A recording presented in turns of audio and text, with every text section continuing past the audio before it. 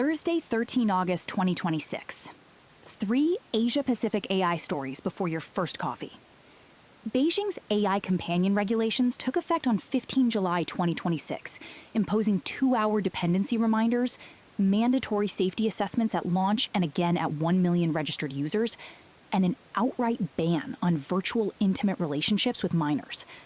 The rules were jointly issued on 10 April by the Cyberspace Administration of China, the NDRC, MIIT, the Ministry of Public Security, and the market regulator, making them the most cross-agency AI behavioral framework China has produced. For scale, Talkie alone reported 23.5 million monthly users last December, with average daily session times above 70 minutes. Why it matters? The rules contain no explicit extraterritorial clause, but their real force is as a design template. Southeast Asian regulators drafting their own companion AI guidelines now have a concrete reference architecture to borrow from, covering age gating, parental consent for users under 14, usage nudges, and filing thresholds tied to user counts rather than model size.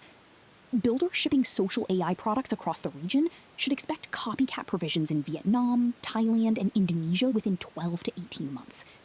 Capital allocators backing companion AI startups need to price in compliance engineering from day one, not as a post-scale retrofit. The second-order effect worth tracking: whether the 2-hour reminder mechanic becomes a de facto regional standard that compresses engagement metrics and forces companion apps to monetize on value per session rather than raw time spent.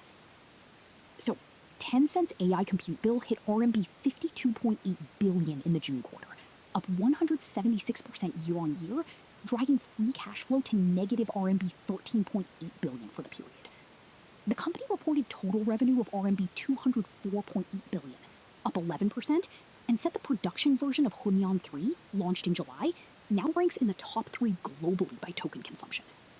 Goldman Sachs estimates the 4 largest Chinese platforms will spend roughly $102 billion on AI capital expenditure in 2026, against $764 billion for American hyperscalers, a gap of about 8 to 1.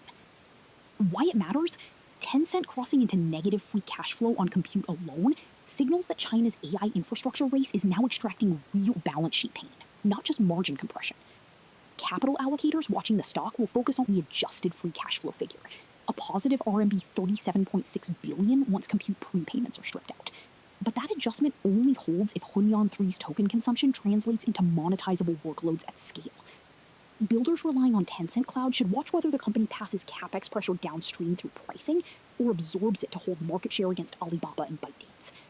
The second-order effect worth tracking: if all 4 major Chinese platforms sustain this spend rate, domestic GPU and networking equipment suppliers, particularly those navigating US export controls, gain significant pricing leverage through 2027.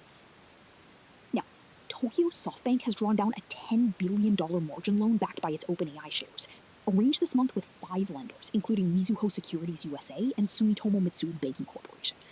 The 2-year facility sits on top of a $40 billion bridge loan raised for the same investment, bringing SoftBank's total committed capital to more than $60 billion for roughly 14% of OpenAI, with about $55 billion already paid. Proceeds flow to general corporate purposes across the group and Division Fund 2-2. Why it matters? SoftBank is converting a private American AI valuation into a direct balance sheet liability in Tokyo, and the structure means any sharp markdown in OpenAI's assessed worth could trigger margin calls that ripple through Japanese banking counterparties. Capital allocators watching SoftBank's June quarter, where net profit of 347.3 billion yen beat consensus but still fell nearly 18% year-on-year, should note that leverage is climbing faster than operating earnings. Builders relying on OpenAI's roadmap now have a major shareholder whose financing stack depends on that valuation holding. The second-order effect to track: whether Japanese regulators begin stress testing domestic bank exposure to concentrated single-name AI equity cloud. That is your AI in Asia briefing for today. Stay sharp, build well, see you tomorrow.